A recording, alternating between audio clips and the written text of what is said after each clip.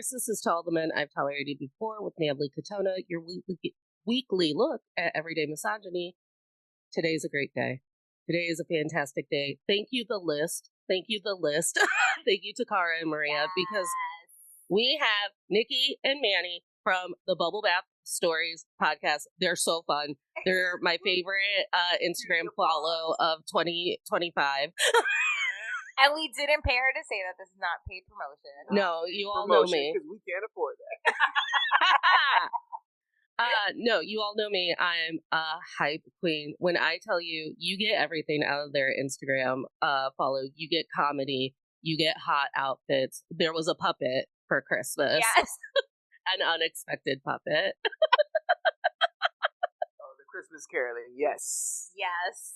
And most important, you get another touchstone of pop culture because they're here today to talk to me about Sex in the City. All right, that's all that we can afford for free. That's all that's free for that. Why don't you guys introduce your podcast and how Manny got convinced to watch Sex in the City for the first time? So this my name is Manny Oso, co-host for Bubble Bath Stories. And I'm Nicky Trend. So Bubble Bath Stories started out as a 15-minute podcast, very straight to the point, no fluff, and it was supposed to create these conversation topics that you would want to talk to your coworkers or anybody else. So really, it's about taking the awkward silence out of conversation.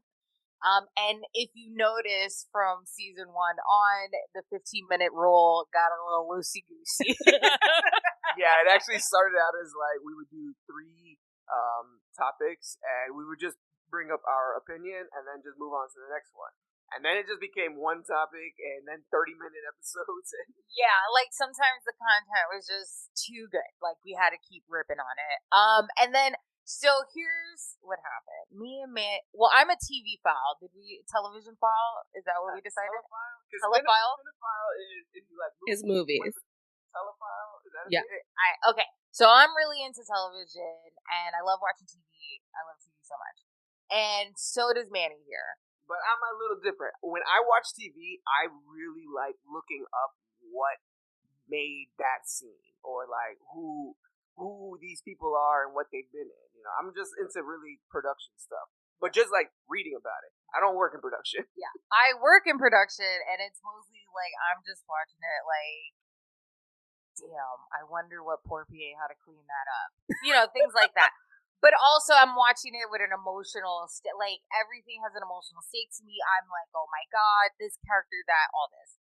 So we were having a conversation about Sex in the City. I'm really into Twitter. It like popped up on my line because the new series had came out and everybody was talking so much shit about it. And so it turned out Manny had never seen it. And I thought it was odd because that meant that there was a bunch of pop cultural jokes and references that he did not get. They would like really go over my head, and especially moving from Florida to New York, there was always this facade of New York to me of like what it's supposed to be, and then when you actually move here and live here, there's like a huge like a cultural break, and you're like, oh, this is actually what New York is really like. And you know, watching TV shows and movies, you always think this is what it's supposed to be, and then you find out what it's really like. And she always said like, no, you have to watch Sex in the City because it's the only thing that's actually like what New York life is really like. Yeah, he was watching a lot of single cam sitcoms, the Seinfelds, the Friends, the How I Met Your Mother, all things that were taking place in New York. And so I had never met a man, who has watched Sex in the City. Like at all. On his own accord or like girlfriend made him watch it. I never. And so I was like, what an interesting experiment. I would like to see. You're 39, so you're middle-aged, okay? You've never lived in New York. You've never really dated in New York. And you've been in relationships, so let's see how this plays out. I want to see if some of the tropes that they put in there about men are true from a man's perspective. Also, like, as a man, what are some things that the women are doing that you're like, oh, shit, that's really fucked up because that happened to me kind of situation. And so he was game for it. He was like, nah, but he was game for it. The first, before we started watching, I did do a video of like, okay, you've never seen Sex and the City, what are your expectations, whatever. And then we did it after he watched the very first episode. And I think it took a couple of episodes for him to be like, what the fuck is she thinking? Or who the fuck does that? But I'm rewatching it for the first time in years. I didn't know that Big came in episode 1. Episode fucking 1. This guy. I did not know that. I was shocked just with him. I was like, this man has been a problem since day 1 for real. Yeah. Yes. Manny was on board with it. He's like, my boy Big. Actually, I think the first thing I asked her was like, "Oh, well, like, what's his real name though?" And she was like, "I can't tell you." I was like, "Oh, do we find out?" She's like, "I can't tell you." And I'm like, "But like, what's his name?" And like, I would just eventually, like 3 episodes in, I'm like, "So we're never gonna find out this guy's name." Is it Aaron? What's his name? John. It's John, the most white man name in existence. I was very upset when I found that out. By the way, let me tell you, I agreed to not look up stuff. Yes. Because she really wanted me to my genuine reaction, so I agreed not to look up things. So when I found his name was John, I was like, "His name's John." Good God! Oh my God! Stop the. He's like, "Are you fucking joking?" And so I started rewatching it a couple of weeks ago to prepare for today. And I was also like, this motherfucker a problem from the pilot until the reboot. And then I was also like, okay, from episode 1, they set up that the theme of the show is going to be basically women should be having sex like men. Yeah. Yes. I agree. Yeah, no, it was interesting to watch the show, but keep that in mind through that lens. Because when the show first came out, I was maybe we were like babies, 8, 9, 10, maybe. We were. Yeah, so we weren't even old enough to watch it. But knowing what movies and shows were out back then and having seen shows like that, I could see what the shock was. I could definitely understand it. Especially because when I watched it the first time through, it was for syndication. So who knows how long it took me to see the actual Sex in the City.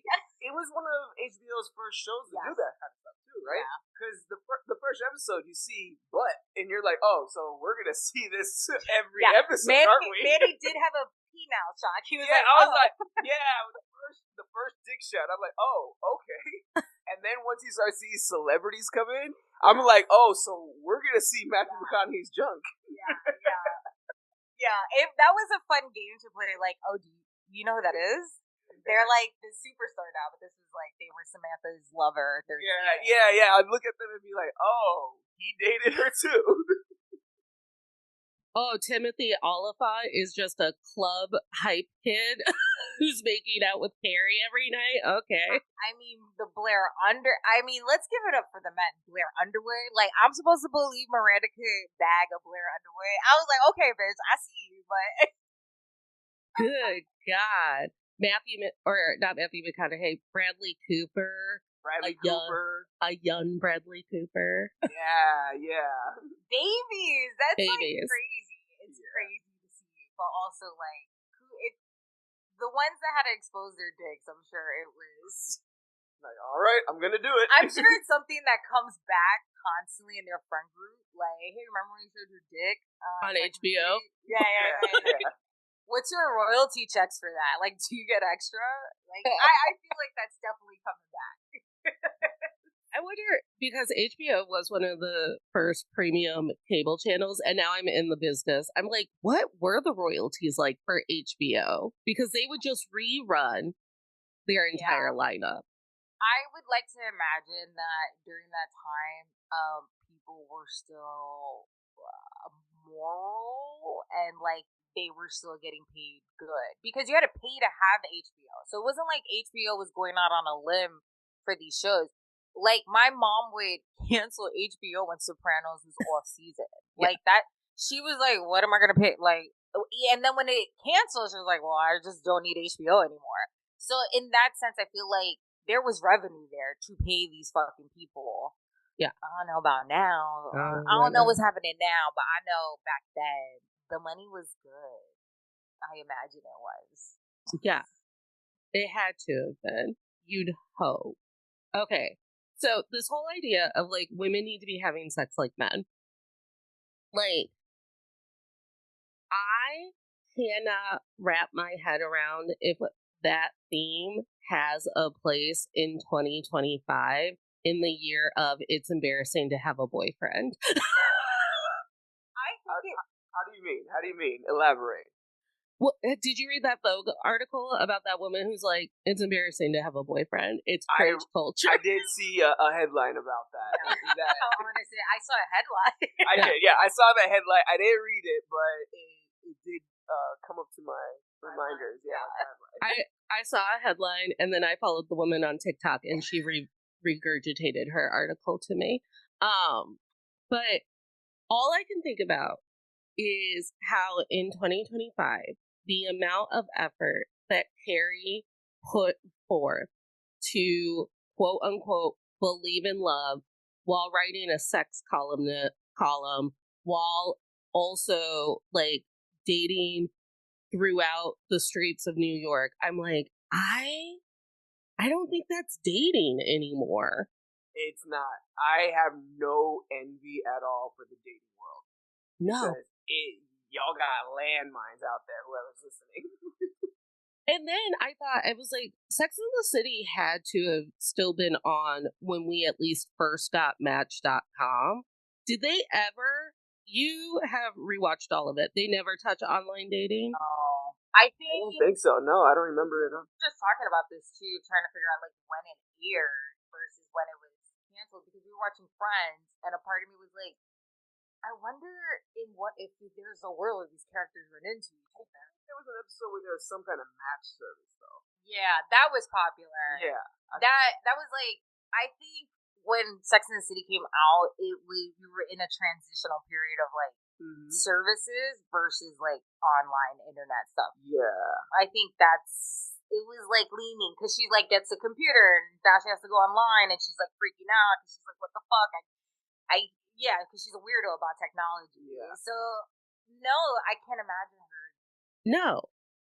I also, the idea that they truly believed, and I think that we were also sold on the idea that they thought that because the theme of the show was a group of women meeting up to talk about all of the ways that they were quote unquote like dating like men and having sex like men and like changing the rules or whatever, that we like were told, we were like, oh, they definitely have the upper hand. And then you watch Carrie and all that. Big is the original breadcrumber. Have you heard of breadcrumbing, where like a guy just gives you like tiny little indicators? Bringing you along. Yeah. I will say this: Samantha was ahead of her time. I think Samantha's character and like how she played the field, and then eventually reluctantly fell in love, is more accurate and aligns more with what is now. Yeah. Because you even see what one of the guys that she first fell in love with, I guess that's the one who first broke her heart. You see her go into this really vulnerable state with him, even though she's trying to like fight it and be tough about it. And then it's the same habit. He's actually doing the same shit that he was doing before, except now he has more money, you know? I mean, you're not wrong about that, because even her relationship, like she makes the most money. Oh, wait, the actor? Her?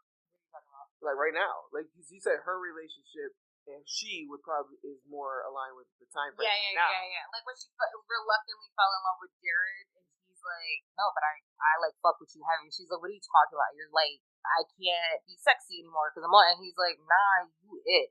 I feel like you hear more stories like that now. Yeah. Where somebody, you get pregnant, you stay with the person to raise the child, and then you fall in love. You know? Yeah, not Miranda. Not Miranda. Not Miranda though. Not Miranda. Like Miranda is also I think like she's the flip side of that, in the sense of like she hates on Carrie because like Carrie is like a lover girl. And like low key Miranda does want to be a lover girl, but like she doesn't know how to play the part of a lover girl. She's just like, Carrie, you stupid and I'm not stupid, so I'm not doing that stupid shit you're doing. Like I'm not gonna show up to a guy's house in a beret and French fries. Like yeah, you know, our candy striper shit. But she's not thick skinned enough to play the game the way Samantha does. And so she like falls into this weird fence of like trying to maneuver it. And so the thing with Steve is she's like, I know Steve's a good guy, but it's not clicking, so we can't. And then she finds out he has cancer, and then she's like, wow, I feel really bad you only have one ball. I'm gonna have sex with you. And then she becomes pregnant. Yeah. And the first immediate thought is like, well, maybe I should keep it because he's like, let's do this. And it's just like, but all the problems you fucking had are still fucking there. On top of now he's in remission with cancer. So like now you've painted yourself in a corner. Now you're an asshole. Like if you get rid of the baby and you dump him. But like, you are then with this man that you don't even really, because in the movie they break up because she's like, this, I can't do this anymore. It's just like, girl, you shouldn't have had to do it. Safe sex. Rewatching this show just reminded me how fucking great safe sex is. I don't care what anybody says. They make condoms so great that you can't even like feel them. And it's just like, why aren't these bitches using condoms? No, I think Samantha's probably the one who's having the safest sex and like insists on it. And it's because I think that Samantha definitely has the most like self-worth out of all of them.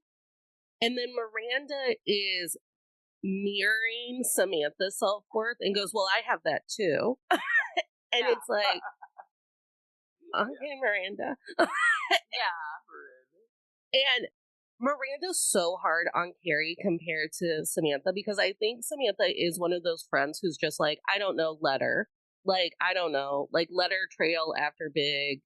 Like, let her pretend that this Aiden guy is going to whisk her away into the woods and that's going to be whatever. Like, do it for the plot, do it for the bit. Whereas Miranda is me, where I'm constantly mad at you. I'm like, why are you going in the woods with this man? We don't like ticks. We're afraid of ticks. What are you doing? I used to have this motto, bad decisions make great stories.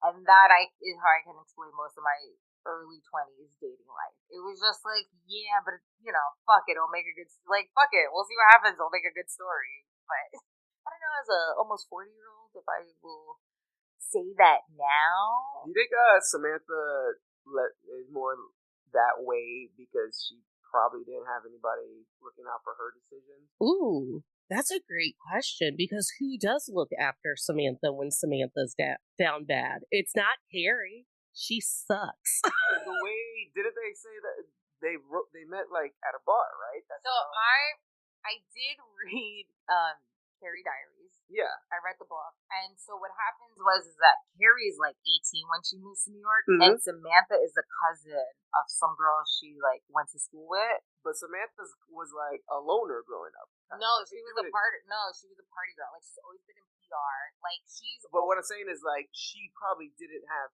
somebody like friends. Miranda walking out for her while she was in New York doing her thing. Yeah. We don't. Her attitude of being like, let her do her thing. Let her do it. Like that probably comes from being like, nobody walks me and look, I'm great. Don't worry about her. Well, that also comes from. That also comes from not knowing that people are judging you. Yeah. And you don't want people to judge. So like she's kind of giving her the grace that she wants people to give her. Like she don't give if she's. And I think was Miranda an only child, or was she like the oldest kid? Had to take care of everybody. Oh, they don't really talk. Like we never meet their families. Yeah. It's like, because there's got to be a reason they're each like that. You know, when you think about psychology, right? Well, men. It's of men. course, men. It's men. At the root. It's men. Yes, men. Guys. Spoiler. Carrie longs to go to New York. She comes from a single family home where it's just her dad, and like the way they explain it, like she doesn't have a great relationship with her dad. feeds into that whole trope with Mr. Big and everybody. Yeah. And then they don't really go through the other girl. But, like, Samantha was always a party girl. She was a cousin of some girl that she went to school with. And, like, the whole idea with Samantha is, like, you can't hold, like, she's not a box. And you cannot put her down. Yeah. And, like, small isn't her. She's, like, big, grand. She knows everything. Miranda's always been, like, almost like a book nerd. She's, like, always been serious. Like, even in the book when she's supposed to be young, they're serious, which is why she's a lawyer. And then I forget how she meets Charlotte in the book, but at some point she does meet Charlotte. Which, let's talk about Charlotte. Yeah. Charlotte, your friend that you're constantly worried about, votes conservative. She's doing all right. No. I need you to know that in the spinoff, she's not doing all right. And she's borderline. Like, every episode I would watch of And Just Like That, I would text my friend Annie and I'd be like, do you think Charlotte has dementia and they're just not telling us? Wait, why? Because she would do off the wall zany things and then just like, you know who Charlotte is? Charlotte is a mother who has given over to like recreationally using her children's medication. Because the things that she would say, you're like, Charlotte, are you good? Can I tell you something? This is hand to God. I have a friend who we used to, you know, when you're doing like I'm the Charlotte, we always used to say, bitch, you're Charlotte, like that is you, and whatever, like we always make fun of her, be like, you're gonna be the Real Housewives of the Bronx, like that is she, knowing also that she's so much more than that, but like that's how she grew up, and that was like what her end game was. Now seeing her as a mother of multiple kids, she too says shit, and I'm like, it's almost like not regressing. But it's almost like once you have kids, you have been through like battlefields, like getting pooped. This life that you think is perfect is not. Like a kid will fucking humble you, and I think what happens is you let go of all that uptightness that you have, and you just join the chaos. Because like other than that, you'll go fucking crazy. But you have to be like head of the chaos. And that's what Charlotte is. She's head of the chaos. Like, there's still chaos, but she's still managing it. Yeah. In the show. But my girl in Sex and the City, I saw her vision. And I get why she wanted it. Now, when she got with, Captain. Oh, the captain. What the fuck is his name? Is his name Trent? Yes. Yes. Yeah. No. Is it Trent? He was the captain on How I Met Your Mother. Yeah. And it's the guy from Twin Peaks. I know his name, but Trent doesn't sound right. We're going to call him Trent. I don't think it's Trent, but we're going to call him Trent. The first husband, though, right? Yeah, the first husband, I think his name is Trent. On my list of men, I did just put Charlotte's first husband. Oh, like, you don't even get a name. We've been calling him the captain.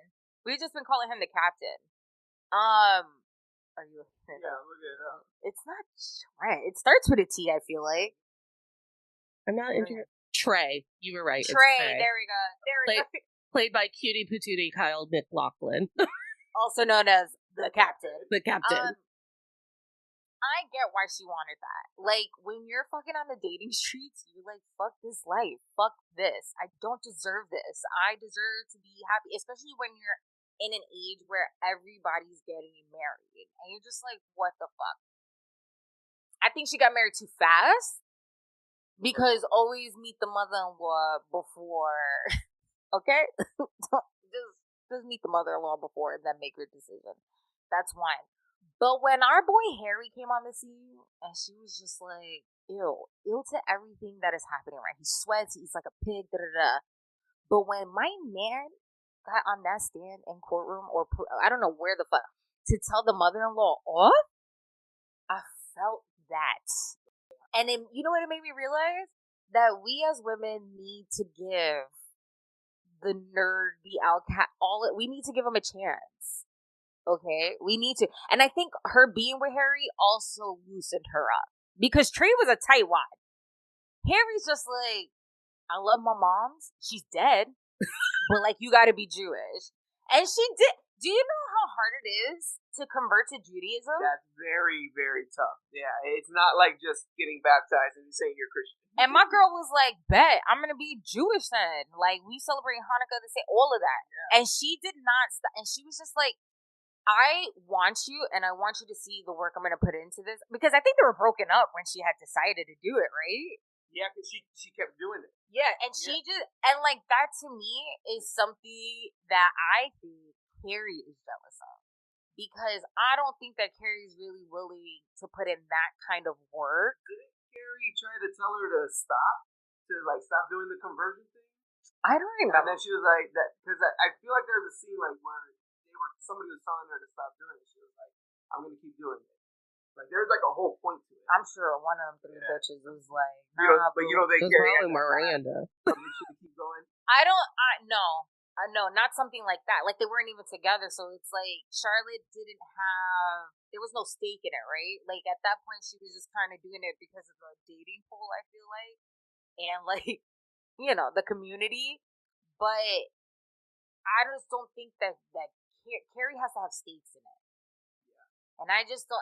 She's not religious to begin with, so I imagine if she met somebody who's like, she's like, nah, B, I'm not gonna do that. Like, I feel uncomfortable. She couldn't even fucking stop smoking. I was about to say, you took the words out of my mouth. She couldn't even stop smoking. Like, she was like, you want me to what? Okay, we gotta try this out. What if I have to do a cigarette? Yeah, and not morning cigarette. And not to bash Carrie, because we're all like, there's Carrie in all of us, right? But it's just like, it's okay if you're not willing to do that kind of hard work. No, I guess doing that kind of hard work to really show, like, I'm in this. As opposed to, like, the drop-ins, I guess. Or, like, whatever the fuck she was doing with Big. It was just head games. With Charlotte and Harry, it wasn't head games. It was like, I made a promise to my dead mother. You don't have to deal with a mother. To my dead mother that whoever I marry will be Jewish. And he doesn't live a very, is it secular? He doesn't. Is it the religious life? I don't know. Yeah, like he's not like super into Judaism, but he made this promise to his mom, and he's like, "This is my boundary," and she's like, "Fuck, I'm gonna meet you where you're at." And it's just like Carrie wanted to be swept off her feet from beginning to end, and Charlotte's like, "I know that I can get that, but I gotta put in this work too." And I think that Charlotte is the stand-in for us, the audience, because compared to Sex and the City, the majority of America is pretty conservative about sex relationships and dating. So for her to be actively 20 in New York and still being like, I kissed on the third date and I fucked on the fifth date, and like having very like Indiana coded ideals about sex, while also going like, Carrie can't afford shoes. Ew. I will be marrying rich. I will afford shoes. I mean, Carrie could afford them. It was just like the necessities that she could afford, like housing and food. I don't know how this bitch ate, to be honest with you, because she was at expensive ass restaurants. Her cigarettes, cigarettes were like $3 a pack back then, so maybe not. But like, she had terrible. She had to marry rich. Like Aiden was not going to be able. Yeah, no. Aiden wasn't going to be able to. It just wasn't going to happen. No. Also, the biggest question about Aiden I have is, where was Aiden on January 6th? Because I feel like I know, and I can like visualize his outfit. Do we think that Aiden was more of a Trump supporter than Big? No, I'm sure that Big was also a Trump supporter, but I'm sure that Big is one of those guys who's like, I'm very liberal when it comes to like my culture. Yes, fiscal Republican. Big was definitely a closet Republican. Right.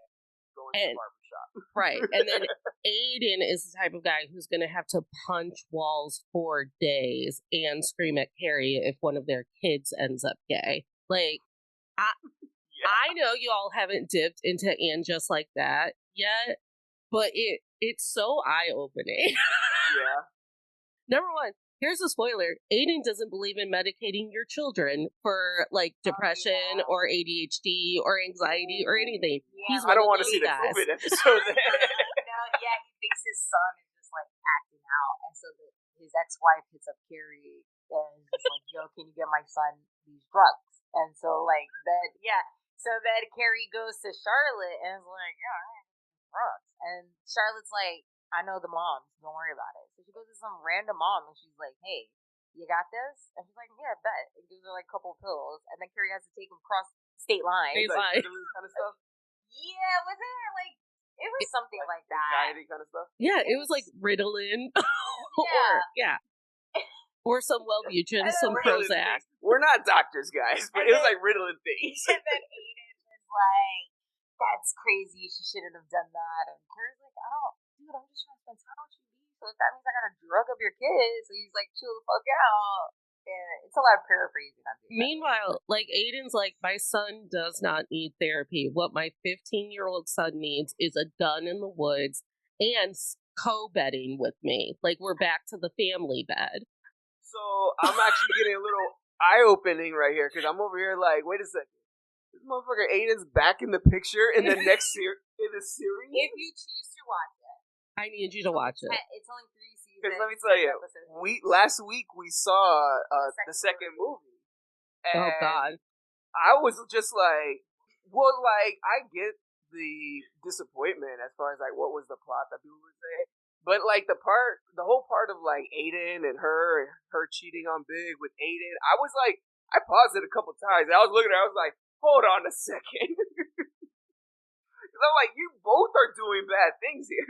Well, her reason was because he wanted to be a regular fucking old man. Yeah. And she was like, I get that. I didn't sign up for this. But this is what I'm trying. This goes back to like she wants to constantly be swept off. Yeah. My dude just wanted to watch the Knicks game after being at work for 12 hours. She's like, no, we got invited to a gala. He's like, another one? Like, Yo, but when she calls him and she's like, I forget the excuse, but she's saying something along the line like, oh, and it was an accident. I'm like, accident? You went to his hotel. one thing Manny gonna do is not take the bullshit. I'm not gonna take the bullshit. Let me tell you about my friend Carrie. She drove across the desert to this guy's hotel and accidentally kissed him. At no point would I ever shape my life around Carrie. No. And I do think not only is she obsessed with being swept off of her feet and the only priority in the relationship and this, that, and the other, but like also she'll just keep chasing it. When Big is like, do I have to meet your friends? And she's like, yeah, we're getting serious. And he's like, okay. And then he's very clearly trying to stand her up for that first meet and greet. And Miranda's like, I knew he wasn't coming. And then Charlotte is so excited because he does show up. And I was like, Carrie, it's a game. He wanted to see if you were going to call him on his shit in front of all of your friends, and you would not. Well, I actually think that's smart because I'm not gonna. I'm gonna show you my crazy private so that you know, don't ever fucking do that again. Because if you go off in front of the friends, and it's just like you have an audience, and we know how she's gonna be in private, it's not gonna hold any weight. But like in that particular situation, you gotta pull the guy aside, and in a very low voice, you have to go. If you ever fucking pull some shit like that again, I will make your life miserable. Okay, bye. Okay, bye, love you. Focusing. Yeah, okay. Oh my god, I'm so happy you came. Let's have a great night. And then they're like, what the fuck? However, she never does the like, I'm gonna fucking kill you eyes at him once. She's still like, see, he showed up and this is fine. Yeah. It is kind of crazy. Also, I think, I always say this, Samantha was ahead of her time. Mm-hmm. I think they gave her too much shit. And I don't think they were very supportive. They were not very girls about like About her shit. stories. Yeah, they were always so judgy. Like when she had a threesome, or I think she dated a woman. It was like She did date a woman, Yeah. and it's just like, why at this point, right? Y'all been friends for so fucking long. Why you even question it? Why are you questioning her? The girl's never calling you crying like, oh my god, like so and so just broke up. If anything, she's like, I'm gonna fuck this guy up, and I need to know what are my. They sure don't complain when she gets them the VIP. Okay, sure the fuck don't. Sure the fuck don't. I'd be like, you can have sex with whoever you want as long as these tickets keep coming. I do think that she is outlandish. Like the second movie is like, girl, you just got kicked out of the country. Yeah, like I thought lucky that was you not. very like unrealistic. To be honest. Yeah, like some of it. I get there's people who do that, but No, there isn't. You could. that? They will literally kill you. That's why it's just like, why would you even throw that out there as an option? That second movie is crazy. But in the first one, it's just like she fucking ruled. Let me tell you something. Having a group of friends like that is actually, because regardless of how we feel about them, because they all kind of ain't shit, all of them, but collectively, is like that. Because when he didn't fucking show up, Samantha was on the phone. She was getting shit changed. She was booking them flights. Miranda was like, let's fucking get a lawyer, see what's yours, we're gonna get your apartment back. Charlotte was offering sympathy, but also like, oh, I really don't know what she did. It was more comforting, like she was like comforting her, and it was like, fuck, them bitches ride for each other. Like even though they're kind of shitty to each other too, like I wish I had a lawyer, a fucking PR in my pocket, like what do you mean? That life would be grand. Yeah. Okay. Charlotte hit big when he did show up for the wedding. Like, he stands her up at the aisle, and then he's like, I'm going to show up anyways and tell her maybe we shouldn't be married people, but we definitely should be people to one another. And Charlotte hits him and says, like, I told my girl that she was going to be good with you, and you made me a liar. What did you think about that whole wedding scene? Well, I mean, obviously it was... I thought the U-turn was unrealistic, to be honest. I was like, there's no... Yeah, that took me out. I was like, this would have made more sense on the sidewalk, but... Not a U-turn. No, the Charlotte's face, definitely, you see it. Like, you ever have that friend who is like, you've never seen them mad? Yes. Yeah. But the second you do, you want to tell people like, whoa, watch out, yo, watch out. That's the kind of look she had on her face. It does remind me like a lot of what you just said though, that like, she having this group of friends, you have like somebody who can do something, but like she's that supportive, Yeah. She's that person who is willing to go up to the person that just pissed you off. Yeah. Like to have a friend like that who's willing to put themselves out there like that emotionally. Yeah. Yeah. No. I feel like that really solidified your love for her. Yeah. I think too, like, in the grand scheme of things, it's always Miranda going, is anyone going to fix this? And then Samantha going, this is very fixable and not a big deal. And then Charlotte going, no, I've already fixed it. That's mother energy. Like, Yeah. that's why when that tree shit went down, I was just like, fuck, stop playing with my girl. Like, stop playing with my girl. When Miranda got pregnant and upset at her, I was just like, Also, release the shackles that Miranda has on her. Like, she does not want to be with Steve. She doesn't want to be with Steve. She does not want to be with him. The first time I saw that show, I was like, fuck Miranda, okay? Steve is a fucking saint, okay? Who the fuck does she think she is? When we first started rewatching it, Manny's like, fuck this guy, I Steve. actually was like, fuck Steve. And I was like, blasphemous. Don't ever say that to the Sex and the City fan. Like, are you fucking out of your mind? He goes, fuck this guy, Steve.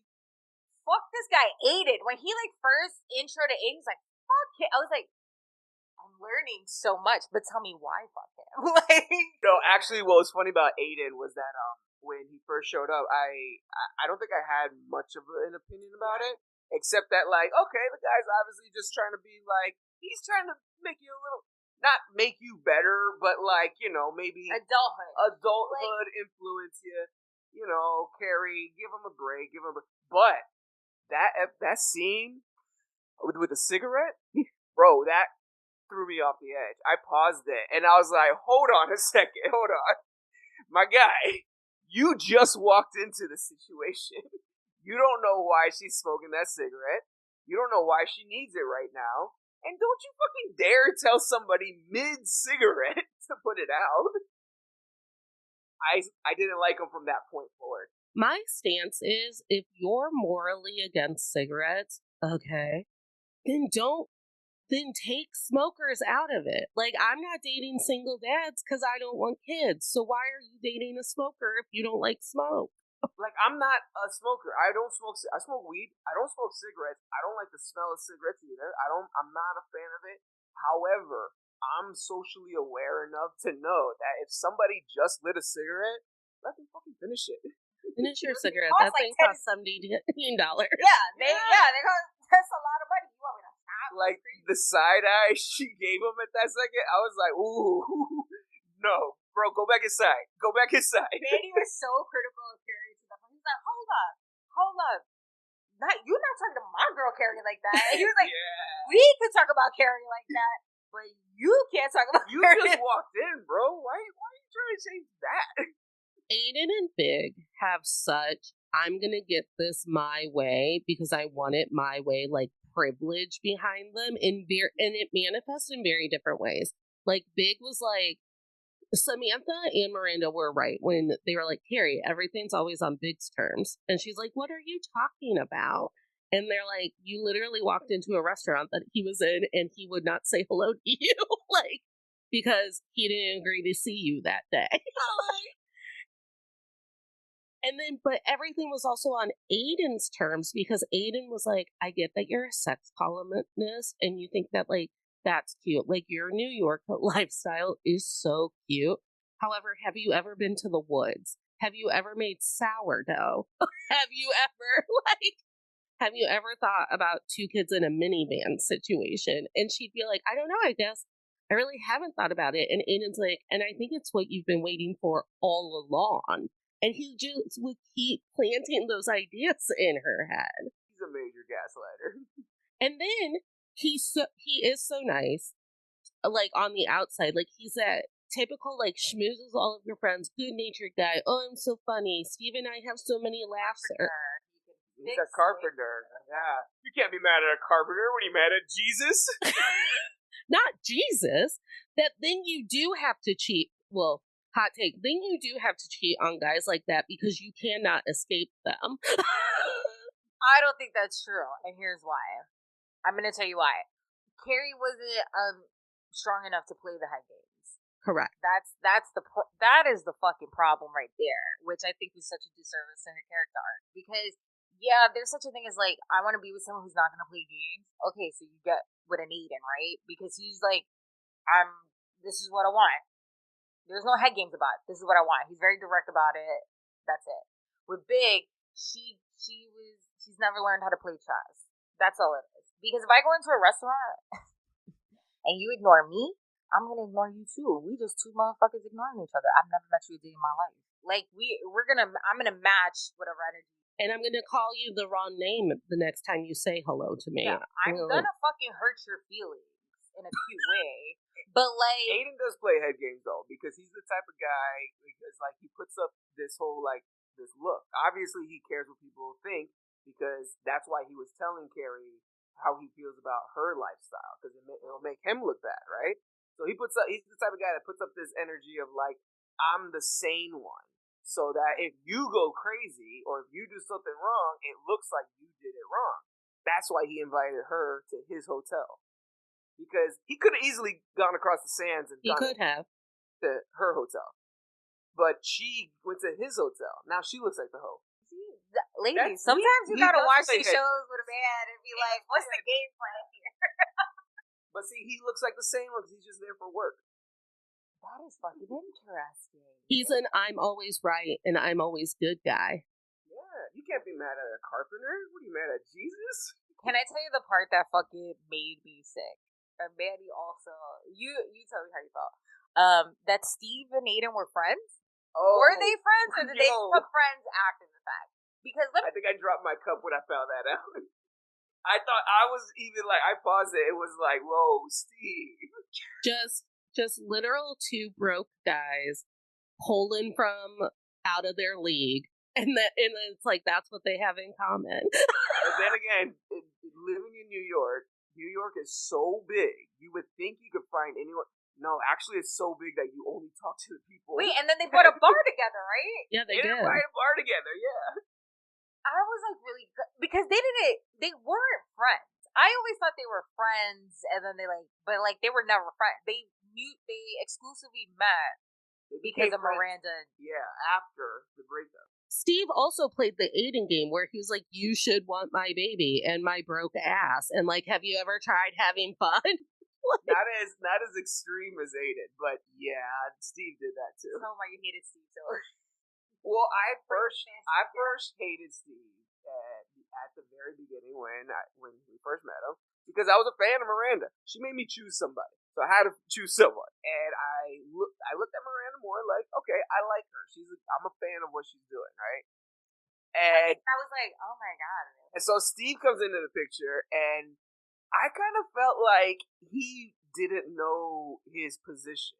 You know, like, she's a fucking lawyer, bro. She's got to be up early in the morning. You trying to have her, like, stay over to cuddle, and, like, she's got a meeting, bro. Like, this is a working girl, you know? You work opposite schedules, and her job means more than yours. Like, I don't know what to tell you. Her job makes way more than yours, and, like, I get it. You're trying to get her to settle down with you because you love her. I totally get that.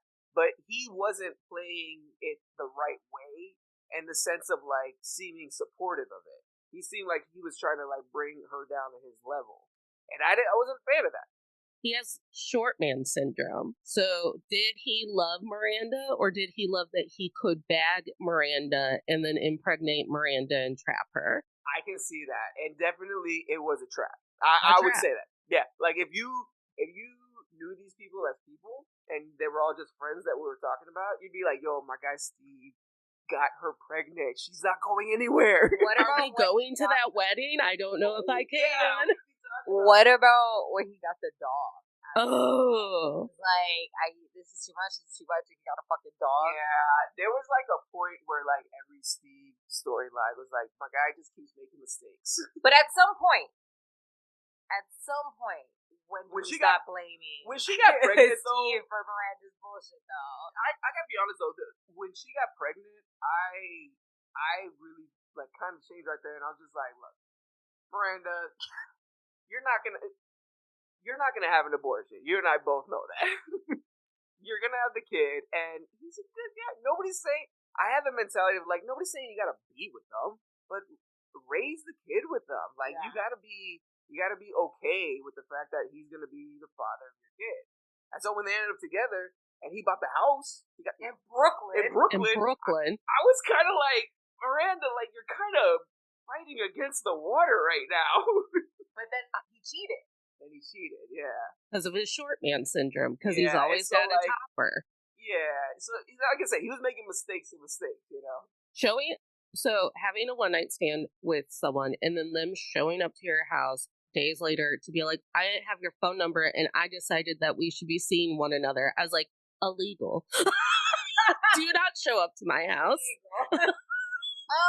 I guess it's okay. This is I don't know, right? Because a partner would be like, oh, that took a lot of fucking effort for you to come back in here, and, like, the other side of me would be like, that's fucking weird. Yeah, but now I'm intrigued and I want to know more. Like, to me, I'd be like, I want to know more. Like, what else are you willing to do? If you're willing to go, what else? Which is probably sick, and I should take a look at that. Yeah. But I guess, okay, but some things are, like, cell phone usage, social media. None of that was, like, a factor back then. And so I feel like some of the stunts that they were doing, it wouldn't work right now. It absolutely would not work right now. But it also wasn't a big deal back then. I watched... What takes you out is, like, TV shows that have scenes with answering machines. Oh my god. And we don't even, the new iPhone update was like, you'll never find your voicemails. And I'm like, I've never listened to a voicemail, so that's fine. After watching, this is also, like, my hot mean take. After watching all of Sex and the City and Just Like That, I gotta tell you, Miranda, Brady wasn't worth it. Like, Brady, not a great guy. Not worth it. Your son that you shackled yourself to Steve for, not great. Weirdo, right? That's what I hear. He's a weirdo. Yeah. But, like, Brady didn't stand a chance. Raped by first, yes, raped by Magda. Exactly. The first season of And Just Like That. Yeah. This is white people shit. Yeah. I'm sure I don't know. But, like, Miranda was letting his girlfriend, who happened to be a spicy Latina, so I don't even, because they live in Brooklyn, and the girl would stay at their house, like, sleep over. They were having sex while their parents were home, not having sex. And I was just like, and Miranda's like, hello, like, respect. And I'm like, bitch, you allowed this to happen. At what point was nobody like, are you out of your goddamn mind? Brady is a jump scare every time you see him as, like, a teen. You're like, ah! And then he talks, and then you're like, I want to turn this off. He he's Steve Core, but he is. looks like Miranda. Oh yeah. Yeah. It sucked, right? Because I think Just Like That really had it could have been. Yeah. Mm-hmm. And I Coulda. think that the story, I was probably a little more interested in the kids, to be honest with you. But I like Just Like That because I was like, oh, when I'm 60, I could still be fab and fabulous. Like, Yes. Yes. I could still be out here in these streets. I could still be having fun. That's what I liked about it. I need to go back to Steven the dog because here's the thing. I have a cat, but I grew up a dog girl. I love dogs, but I can't stand a surprise unwanted dog. That's like a second surprise unwanted child. But then you eventually want the child. But like, yeah. If a cat shows up to my house, they're going to nap and they're going to laze around and then they'll probably fucking leave. Cats love to leave. But a dog, an unwanted dog is so much energy and effort. You can't just, if you know Miranda isn't a dog person and you're like, I know, I'll just get my way and buy the dog.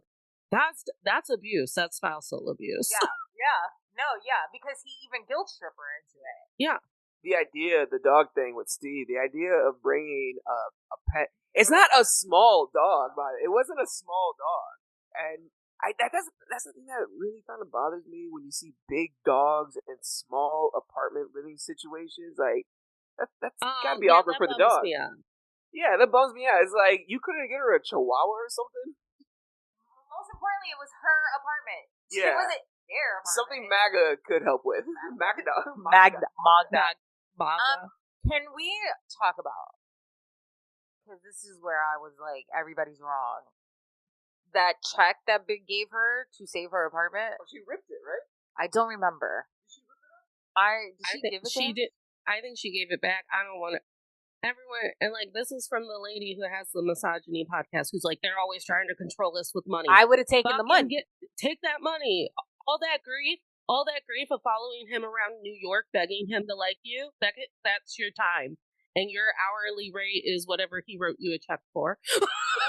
like, I can't believe that. I was just like, first of all, I would be on cloud 9 and you won't be able to tell me shit. If some man, okay, that I'm not even in a relationship with, drop me a $30,000 check. Like, you not telling me that I am fly. I am that bitch. Like, I would be writing that shit. And I don't give a fuck what nobody says. Did somebody give you a $30,000 check to buy your car? No, okay? No, they didn't. Yeah, definitely. Because she was in a situation where because they ate it. Yeah, well, she needed it because of it. Oh, yeah. Yeah, he did that. He didn't even talk about that without saying how he's a weirdo. The fact that he left her with this hole in the wall, basically. The kind carpenter just has a tantrum and leaves you with a hole in your wall. For something that she didn't want. Yeah, she didn't want the other apartment. No, that she didn't want. She did it. She loved her apartment the way it was. Yeah. He chose to do it. Yo, my God, I can't believe I'm just now like realizing that. Yeah, he did that on his own, and then fucking said, "I want my." But oh my God, he is a terrible person. He's a terrible person. Also, I would have cashed that check and I would have told nobody. They would have been like, Natalie, where'd you get that money to save your apartment? And I'd be like, don't worry about it. I got it. Thoughts and prayers. My powers. I manifested it, is what I did. I lit a candle. You read about that. I sold an article. That's it. What did you think about the whole Charlotte not giving the like? I thought I was going to bring that up, actually. I on the other side, again, having a friend like Charlotte giving you the ring and saying, do what you need to do with this. Yeah, but that came like after. Like, I thought that was really weird because I'm not asking my friend for the third. Like, I know she didn't ask. I am taking the ring to pawn it, though. Like, I do believe that the only way that we get out of the trap of, like, needing men to cut us that $30,000 check is if we all start to village our bills together. Like, what are your bills? I've got the movie this week. You can have Chili's next week. Like, it's all going to be okay. Like, that was like a crazy. Because also when she's going apartment hunting and you hear the prices, me and him were cackling. We were cackling. We were like, so 20-something years ago, apartments because she was only exclusively looking at Manhattan. were fucking what it costs now to live in, like, the worst part of the Bronx. And I was fucking cackling. I was like, I cannot believe that it has not changed one bit how relevant all of this still is. Yeah, that was a really funny, sad episode. The lengths I would have gone to like convince myself in my head and be like, well, the only reason I was fucking around with Aiden anyways is because Big fucking traumatized me, and then Aiden put a hole in my wall, so actually this is Big's problem, and I'm taking his $30,000. And the jury says yes. I also love that, like, for a group of women who are so secure in their own friendships and in their lifestyle, Carrie hates to see another woman coming. She couldn't ever get over that Big had ex-wives. I was like, but you knew. Why are you stalking these ex-wives? Remember when she went to the church? To look at his mom. Oh, yeah. Like, I was so embarrassed for her. I was like, I would not go out with her for at least 3 months. Oh, because Carrie can't let things go like that, right? Yeah. Showing up to a church and then, like, with Miranda, I was like, this is wild. I'm not going with you to stalk this man's mother. I feel like Sex in the City really perpetuated this thing of, like, if you're a cool city girl, then you definitely have a group of gay friends and you're, like, in the gay culture. And I think some people who aren't those type of women really were, like, purposely trying to recruit gay men to their friend group to, like, learn more about, like, you know, gay people invented brunch. Yeah, I do that. Women bachelorette parties that we took over, and then straight people as a people just, like, totally ruined brunch. Yeah, totally ruined brunch. Come on, guys. Sex in the City ruined lesbian bars is what happened. Yeah, So Samantha dating that woman, I think it's Miranda who says that bisexuality isn't real. She's like, what are you talking, or it's Carrie. One of them goes, what are you talking about? People aren't bi. That's made up. If it's Miranda who says that, fuck you. Like, then you gotta watch the new show. Because you're just like, girl. I know that Carrie says it when she ends up sleeping with a bi guy and she really likes him, but she can't get over it. Yeah. She's like, because bisexuality is just gay men not coming out or whatever. She says something horrific. Charlotte has the hardest time with Miranda coming out and just like that. But when Samantha comes out, I think it's Miranda who's like, who the fuck do you think you are all of a sudden walking up to brunch today gay? Like, what are you talking about? Yeah. I mean, that would have been my reaction too. But I think she was, like, probably always into that. And she just never met a bitch that was cool enough. I have one last question before we probably wrap up. Do you think watching it currently now that this show holds up as technically women-centered entertainment, or does the theme of there being, like, you have to be concerned, like, I blame Charlotte for a lot of all of the things that women allowed to happen to them on Sex and the City, because Charlotte was always there to tell you, but this is going to pay off when you get your fairy tale. This is just all going to pay off when he finally picks you. But it worked for her. But it worked for Charlotte. Yeah. But do you still think that this gets to be a pillar of women-centered entertainment? I think it does. Honestly, because I don't know so much if there were a lot of women in the writing room to put these stories together. I doubt at all that there's even one. But I feel like most of the stories, the guys were like, pick a guy for this week and then he's gone. Right. We hardly see those men. Yeah, definitely. And even the guys who do stick around, their stories revolve around what's going on with these 4 women. So I think it's done really well. And they don't do, like, I'm a fan of comedy, and I love when there's a good joke put in, but there's, like, it's hard to pinpoint a part where their jokes aren't landing. You know, because it's not a comedy show, but the funny stuff is like, okay, that was good. But I feel like in Sex and the City, obviously it was guys writing it. You know, it took years to get women in the writing room. But I feel like I don't see anything where it's putting their characters in a bad light. Definitely puts guys in a bad light, which is a good thing because I feel like it's more realistic. Yeah. I mean, when I was always defending Taylor Swift, until right now when her and I are in a fight Okay, over the thank you. last, yeah, we're in a Thank you. fight. Thank you. Thank you for being honest.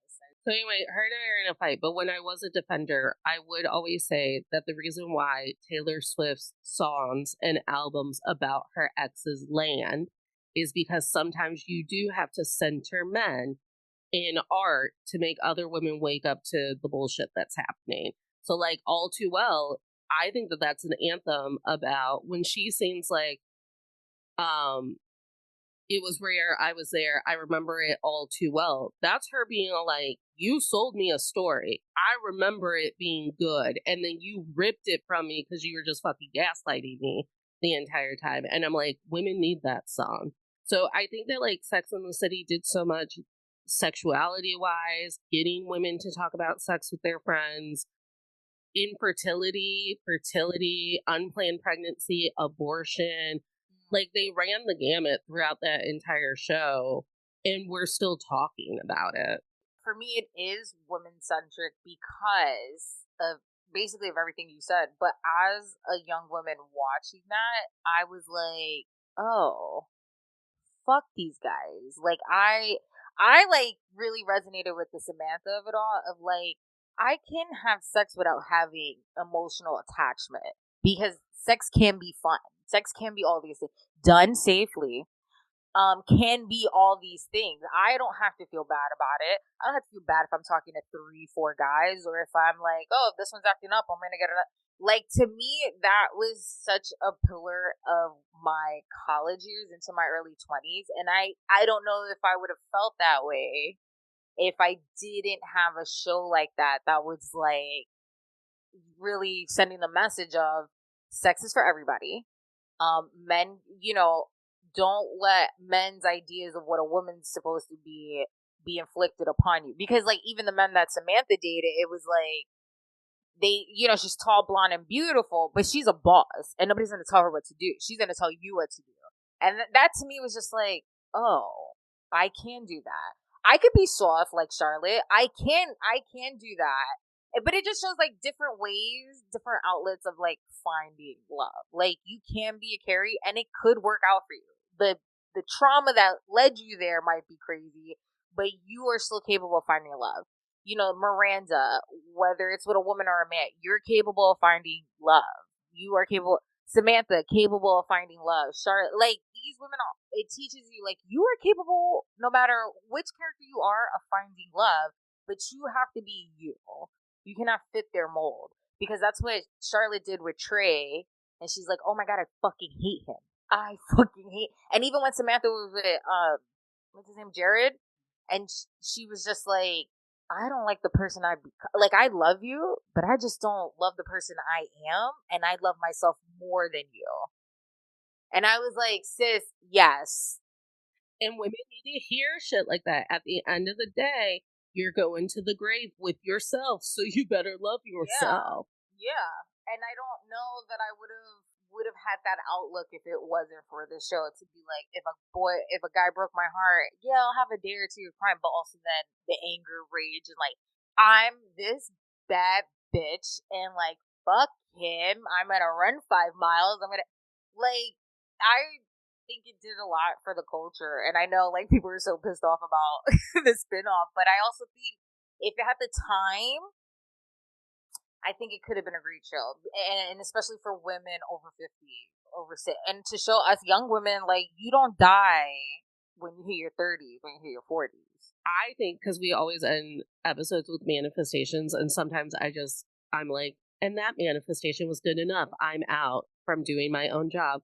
But I think if I could manifest anything out of Sex and the City, it would be more character driven stories where it's like by the end of the season, I know these people in and out, and I don't know if we get to do it in 10 episodes. It's really tough because, I mean, it's no joke. By the end of the first season, I was saying stuff like, my friend Carrie is so crazy. I don't say stuff like that about shows anymore.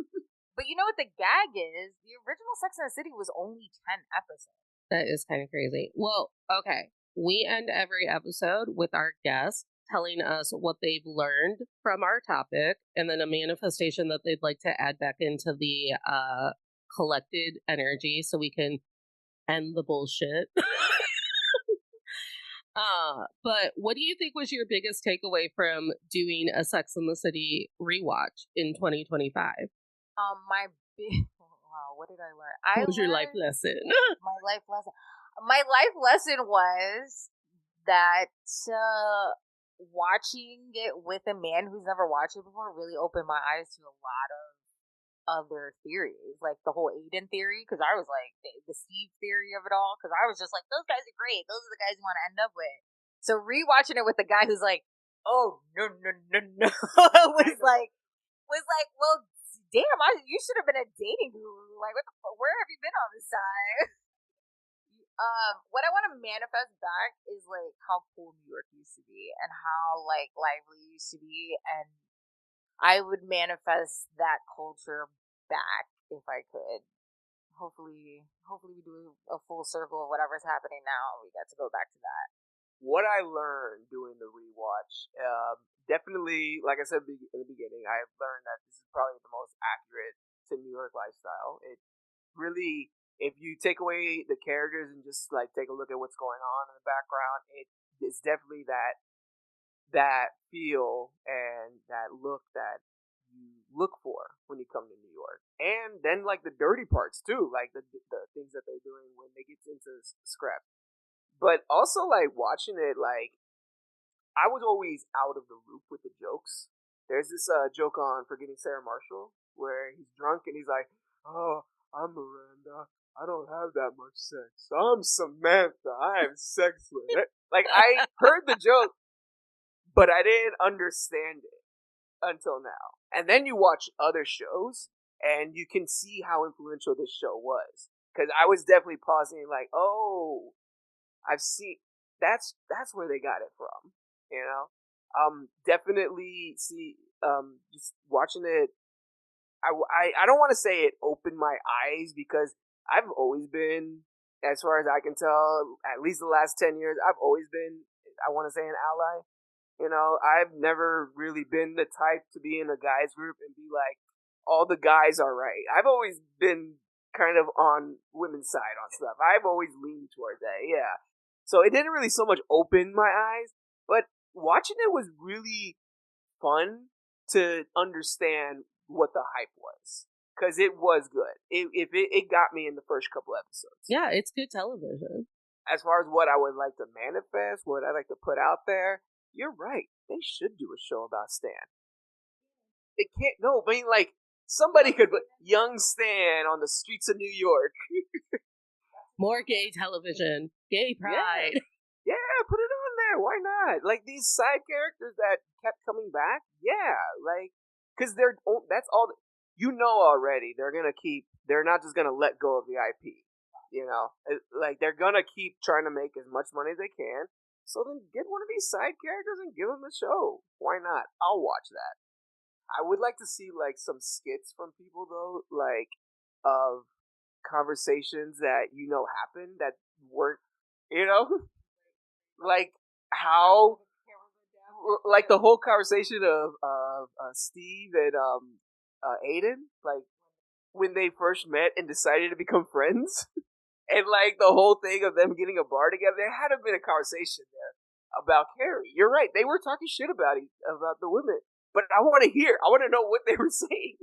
No, me too. Yeah. Yeah. Are you sure? Aiden, are you sure we should be doing this? Yeah, it's fine, man. It's fine. They're going to be fine, man. Nobody's going to get mad. You sure about this, Aiden?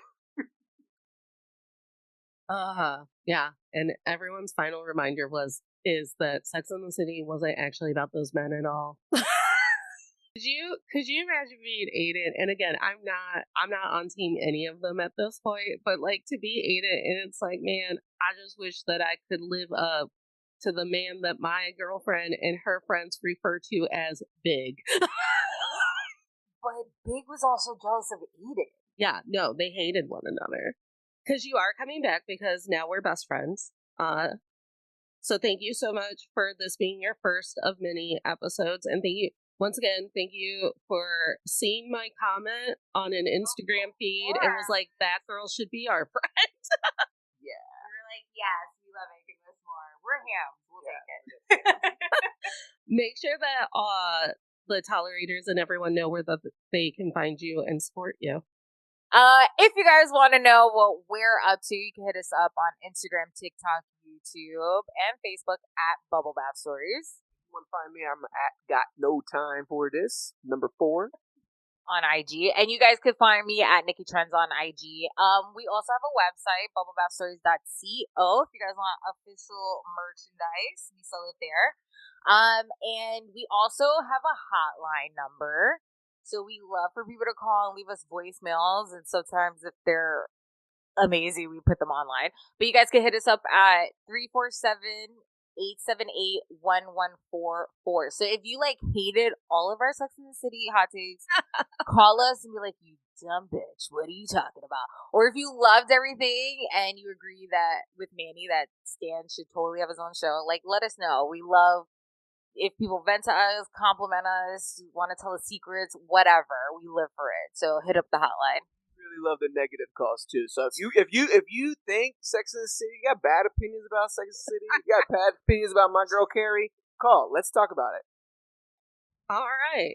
No, please. I'm always begging people to, especially when we're covering things like Love is Blind or whatever. I'm like, are you watching Married at First Sight? Not enough people are DMing me. And then remember, tolerators, you can find us at Men I've Tolerated Pod on Instagram, NadleyK124 on Instagram and TikTok. Make sure to check out the Patreon because there's a free tier where, by popular request, I am giving the Grandma Peg lore. There's a newsletter. It's for free. There are paid things where I'm talking even more hateful shit and behind the paywall. So check out To All the Men I've Tolerated Before on Patreon and YouTube. And remember, tolerators, you don't have to smile through anything you're tolerating, including some old man whose name that we don't know, just breadcrumbing us through the streets of New York. Only if he gives you a $30K check. Right. Smiles are for joy, and that smile is reserved for the $30K check.